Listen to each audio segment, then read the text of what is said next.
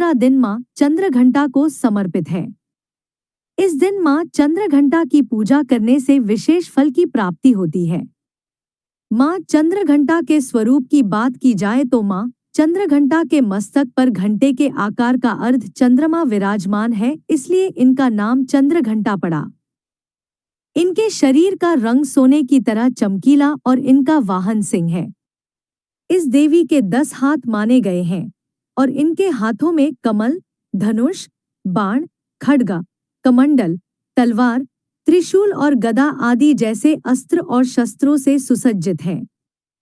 माँ चंद्रघंटा के गले में सफेद फूलों की माला और शीर्ष पर रत्नजड़ित मुकुट विराजमान है। माता चंद्रघंटा युद्ध की मुद्रा में विराजमान रहती है और तंत्र साधना में मणिपुर चक्र को नियंत्रित करती है। मान्यता है कि नवरात्रि के तीसरे दिन माँ चंद्रघंटा की पूजा करने से व्यक्ति पराक्रमी और निर्भय हो जाता है। इसके अलावा जीवन के सभी संकट भी दूर हो जाते हैं। माँ चंद्रघंटा की पूजा का शुभ मुहूर्त। माँ चंद्रघंटा की पूजा का शुभ मुहूर्त।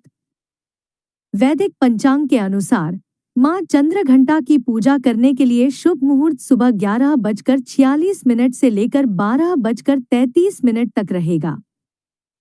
पहली बार रखने जा रही हैं करवा चौथ का व्रत तो जान ले श्रृंगार से लेकर सरगी तक के सभी नियम। माँ चंद्रघंटा की पूजा विधि। माँ चंद्रघंटा की पूजा विधि। माँ चंद्रघंटा की पूजा करने के लिए सुबह स्नान करें और साफ कपड़े पहनें। फिर माँ चंद्रघंटा का ध्यान और स्मरण करें। माता चंद्रघंटा की मूर्ति को लाल या पीले कपड़े पर रखें। माँ को कुमकुम और अक्षत का लगाएं। विधिपूर्वक माँ की पूजा करें। माँ चंद्रघंटा को पीला रंग अर्पित करें। माँ चंद्रघंटा देवी को मिठाई और दूध से बनी खीर बहुत पसंद है। देवी चंद्रघंटा की पूजा के दौरान मंत्रों का जाप करें। दुर्गा सप्तशती और चंद्रघंटा माता की आरती का पाठ करें। माँ ब्रह्मचारिणी का भोग। माँ चंद्रघंटा भोग। माना जाता है कि माँ चंद्रघंटा को खीर बहुत पसंद है, इसलिए माँ को केसर या साबूदाने की खीर का भोग लगा सकते हैं। पंचामृत का मिश्रण इन सभी 5 गुणों का प्रतीक है।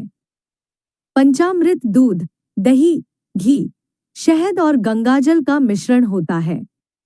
यह माँ चंद्रघंटा को अत्यंत प्रिय है। यह मिश्रण 5 पवित्र पदार्थों से बना होता है, जिनमें से प्रत्येक का अपना महत्व है। दूध को शुद्धता और पोषण का भी प्रतीक माना जाता है, इसलिए आप माँ चंद्रघंटा को कच्चा दूध भी चढ़ा सकते हैं। दही भी माँ चंद्रघंटा को बहुत प्रिय है। आप दही को सादा या फिर फलों के साथ मिलाकर भी चढ़ा सकते हैं।